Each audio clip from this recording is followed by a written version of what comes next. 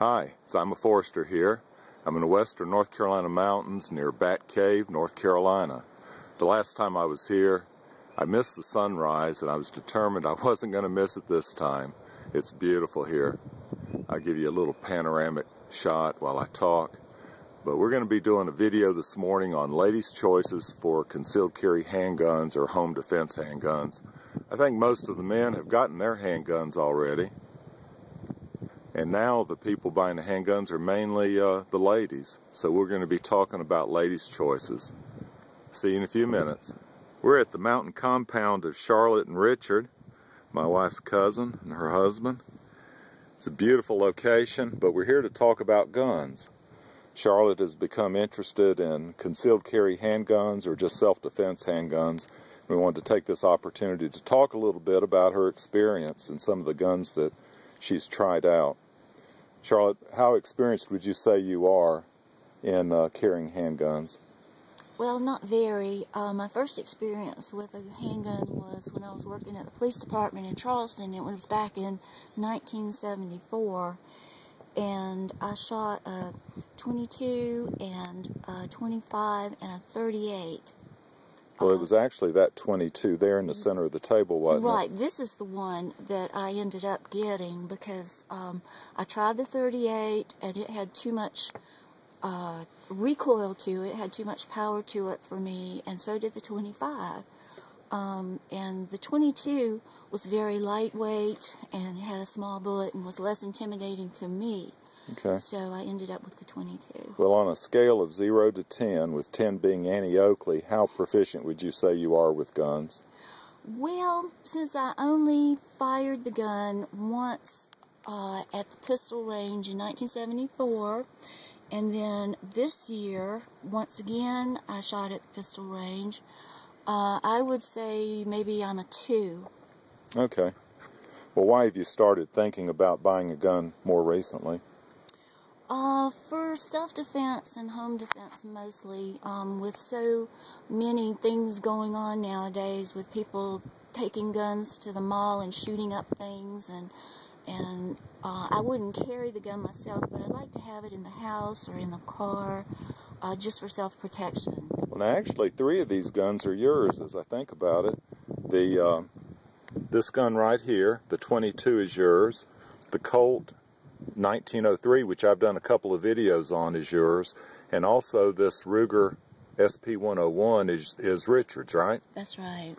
Okay, so you do have some guns around. You're somewhat familiar.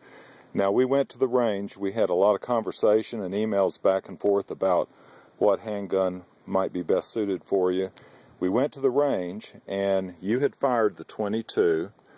We took the C-Camp 32 just to see how that suited you. Fired that. We fired the Ruger the Ruger LCR or LCP. I'll get it right eventually. And I did rent one other gun because I thought maybe a small 38 lightweight revolver would be well suited for you, and so we shot that. Do you recall your experience? We're going to shoot some of these guns again later in the video, but do you recall your experience with this C-Camp? I remember there was not a sight on it.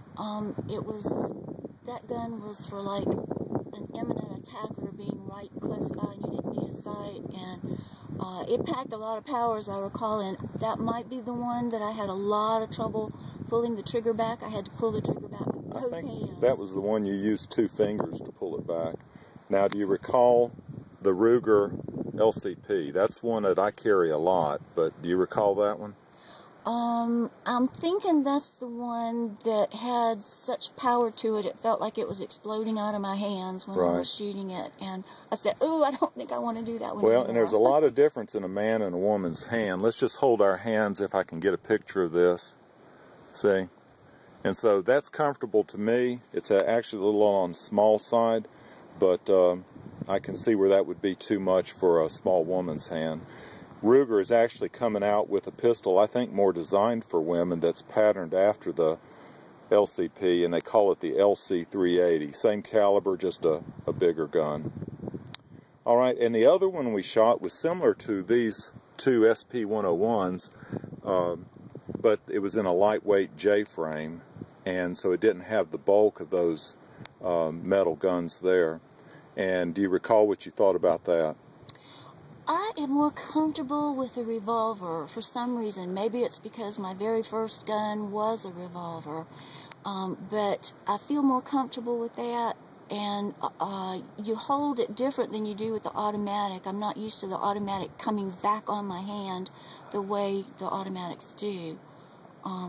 So I sort of lean towards the revolver, but I'm not sure if there's a concrete reason for that. Well, Richard, you've been awful quiet. How do you feel about your wife getting interested in handguns? As long as she doesn't use them on me, I'm fine.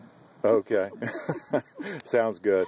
Well, let's go shoot some of these and see how they feel in your hand. Okay.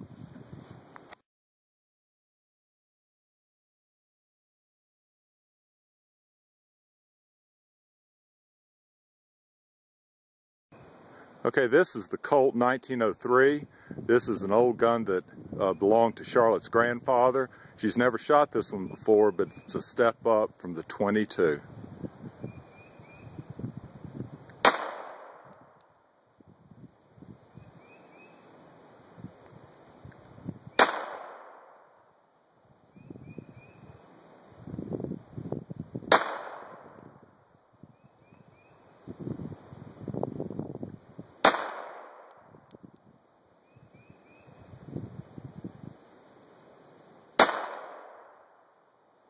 What was your reaction to it? I felt like I couldn't aim it very well, but I thought it was pretty good. Okay, it doesn't have very good sights. I don't know if you noticed that. But how was the recoil? Not too bad. I had trouble steadying it while I was aiming it, but the recoil wasn't bad. Was the trigger okay? Yeah, very smooth, and it was all right. Okay, that's an old gun. It's probably almost not quite 100 years old, but might still be very serviceable. I put 2 boxes of shells through it, and it ran fine, never had a hiccup.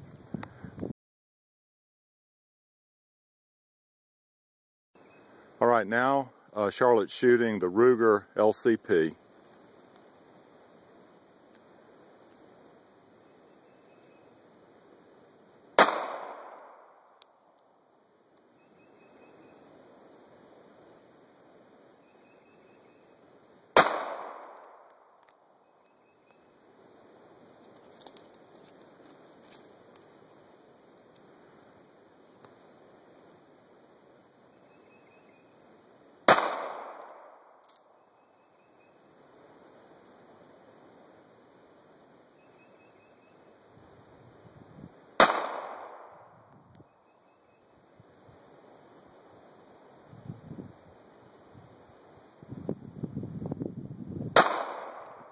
All right, I think that's it. What were your impressions?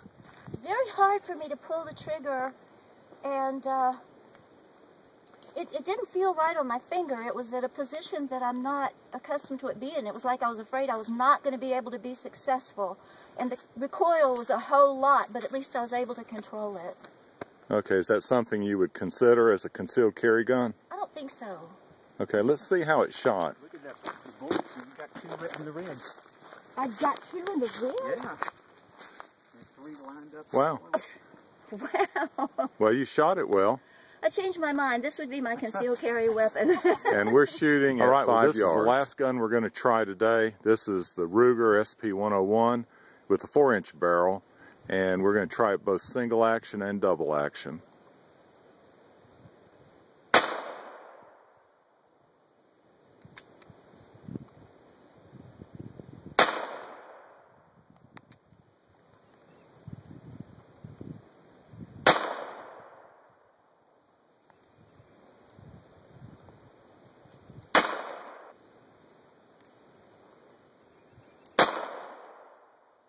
Okay, what'd you think of that one?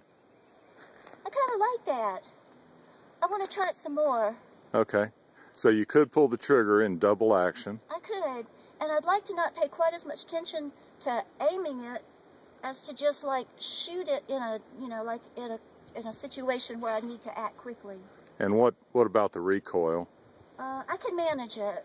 It was there, but I could manage it. Okay, that's a much heavier gun than the 38 that you shot at the range. All right. So of those 4 guns, was there any that you would discount, that you would definitely not carry or not consider?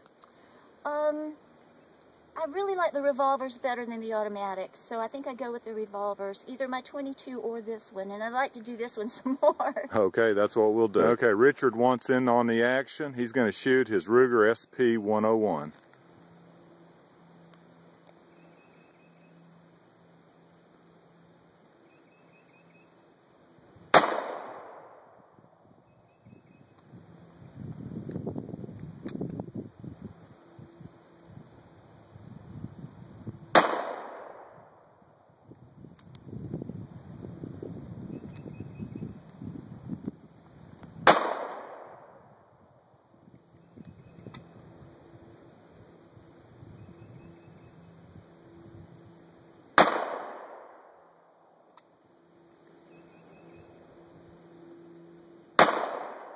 Which target were you shooting at? The bottom one. Let me walk forward and see how you did. Got one in the red. Yeah, all in the plate? Yeah. That'd be good for self-defense.